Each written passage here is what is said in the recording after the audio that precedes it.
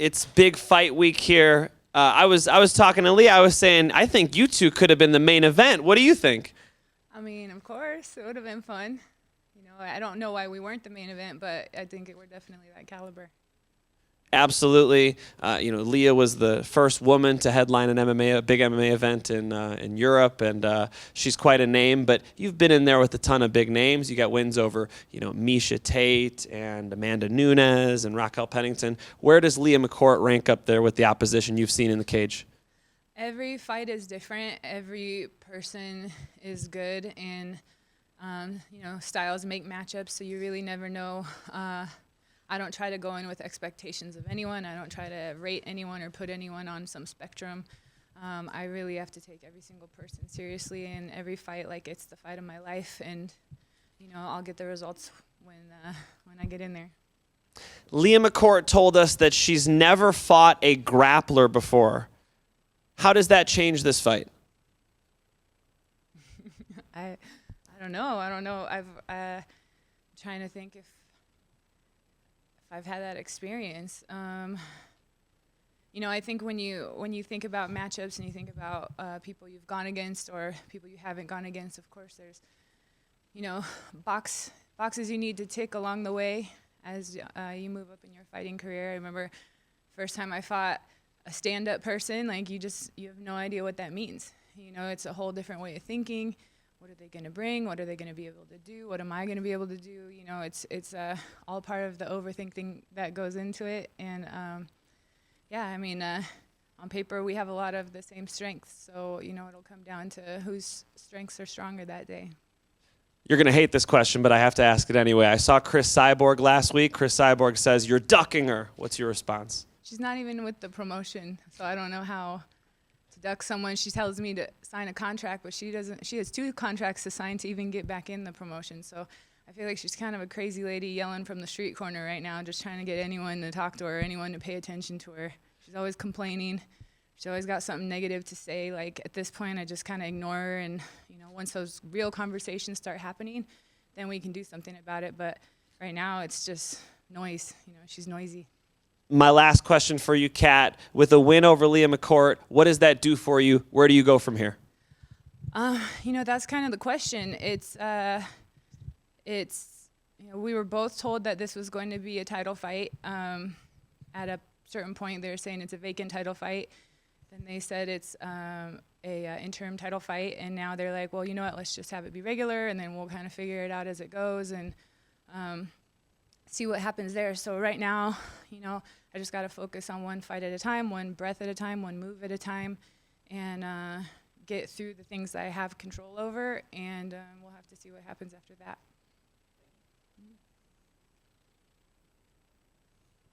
All right here, Cat. So I drew up this question earlier today. After joining Bellator, you've been on a 3-fight win streak, and I was just wondering, are there any adjustments, or were there any adjustments that you made prior to coming to Bellator that you believe to be the key to success? One pretty huge adjustment. I know I mentioned it on my social media before, but I was I had breast implants. And I had them removed. I was feeling really sick for quite a while with them, and weight issues and anxiety issues and things like that. And I just kind of, I figured it's just life. Like my life has been kind of crazy, and things that I've been through have obviously been work to get through.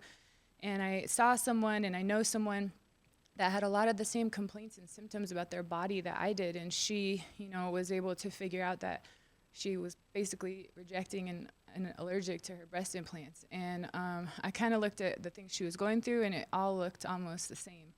So I researched it, I looked it up, and there's actually an illness that people can have where they're allergic to the silicone in their implants. Even if they're saline implants, the capsules are silicone. And, it was a shot in the dark because it was like, man, I'm going to try this. And if it doesn't work, okay, well, at least I know. But if it works, like I feel like I'm going to be really glad that I did that before my career is over. I don't want to do it after my career is over and find out that it made me feel so much better, and I could have done better in fights, and I could have had easier weight cuts, and I could have just, thrived so much better. So,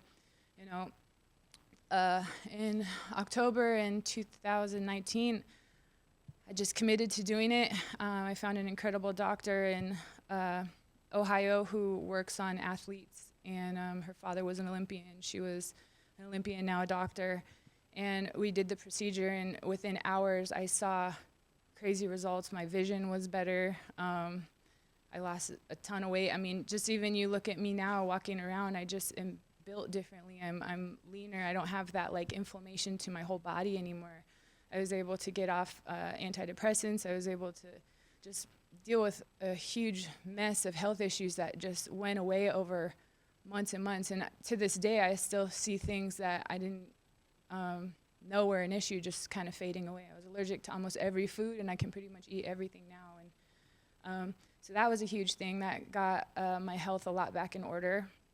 And you know, I really encourage people, if they're having unexplained health issues and they have any kind of implant in their body, whether it's, you know, like whatever, you know, a kneecap or I saw men in that doctor's office with chin implants or calf implants or whatever. Like, some people don't deal with them well, and their bodies reject them, and you can't get it tested because it's your own body rejecting you, you know.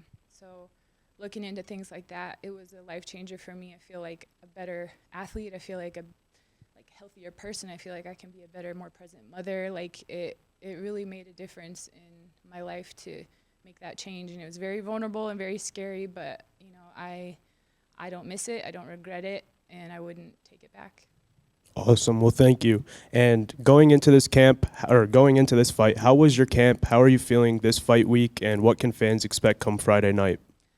I feel good. This was a really smooth training camp. You know, I still felt like I had momentum from my last training camp. This took a lot longer to get this fight than I wanted. I was told I would fight before the holidays last year, and you know, things just kind of kept being postponed, obviously because of the weight class issues with what's next. And you know, this fight came up. It came up when it came up. So you know, here we are. But I feel like I got to keep some momentum.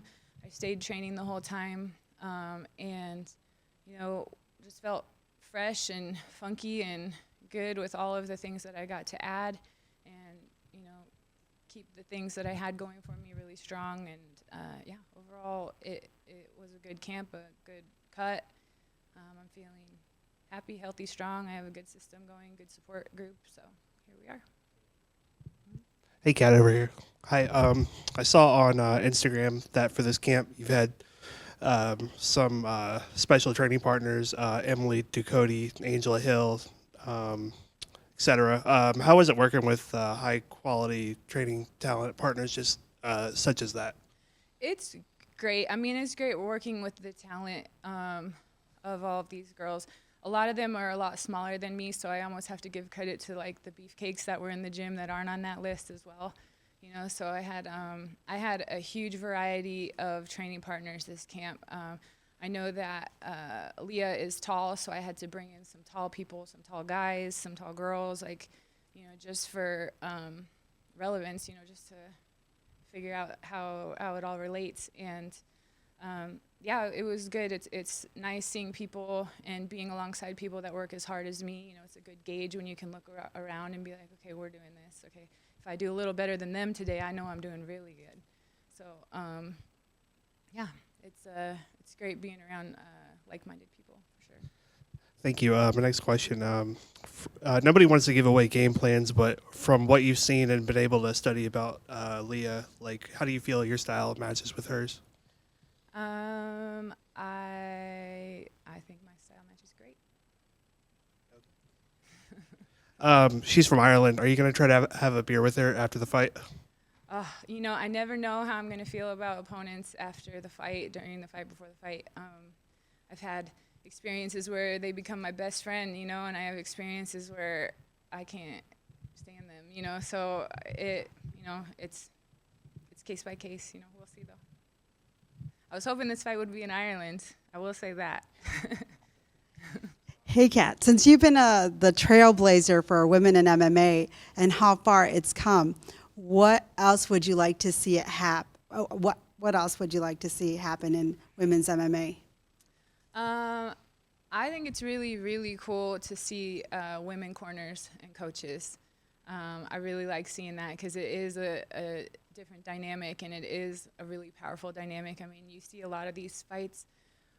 The women's fights are so intense, you know, and a lot of people, I even hear a lot of men say they like watching the girls' fights the most because of how, like, wild and, like, crazy, you know, and hard everybody goes. And you know, that a lot of that does come from your coaches. A lot of that does come from outside of the box thinking and new thinking. So I think that's really cool.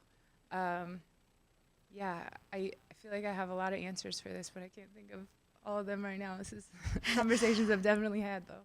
Last question. It's going to be a simple one.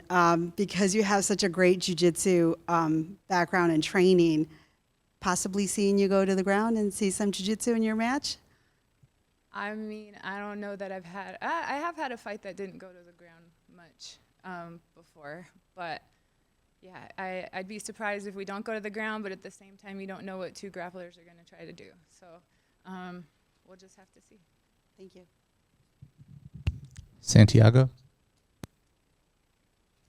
Hi, Kat. Thank you for the time and good to see you back healthy again after 9 months. You always post a lot of training footage of yourself in the pool. Is swimming a big part of your fight camp? Yeah, it has been for the last few, and it's been really, really fun. You know, it really shows you a lot about what you can get through with just your mind. And when I started this swimming program, I could swim down the pool underwater on one breath, and I could hold my breath for a minute, and I thought that was, like, incredible. And now I can swim 60 meters underwater on one breath, no fins, and maybe a little over 60 meters, and I can hold my breath 4 minutes and 20 seconds. And a lot of that is just me telling myself, I have 5 more seconds, I have 5 more seconds, and just knowing what your body does and getting used to what your body does and being like, okay, I get like this when things are hard, and I get like this when things are tough, and, you know, just being present and seeing it through, and just observing, you know, until you know it's time, and then, you know, you come up. So pushing that and doing it in a safe way where, you know, you have support and you have people that are watching your back. And it was honestly one of the favorite things that I had to look forward to as far as my training week, because it was different. And every practice I do is hard, but it was hard in a way that the others weren't. And it was fun, and it was creative, and you got to play, and it kind of brought me back to being a kid in a pool. And yeah, it was an integral part of the camp, I think, for sure. Really happy to hear that you're healthy again. I cannot wait to see you perform again. Good luck on Fight Night, Kat. Thank you. Zach? Hi, Kat. You're the much experienced fighter in this fight, so how do you think your experience will play a factor? You know, I really can't say. You know, everybody comes in with different things to offer throughout their career, and you know, I can't speak for her and how she's gonna do. All I can say is I came ready and I trained hard, and I treat every fight like it's, you know, moment by moment, kick by kick, punch by punch, shot by shot, and I just gotta stay present like that, and you know, that's where it goes. Mills? MMA Locker Room here, part of Puff Sports Radio. How's it going, Kat? I'm good. How are you doing?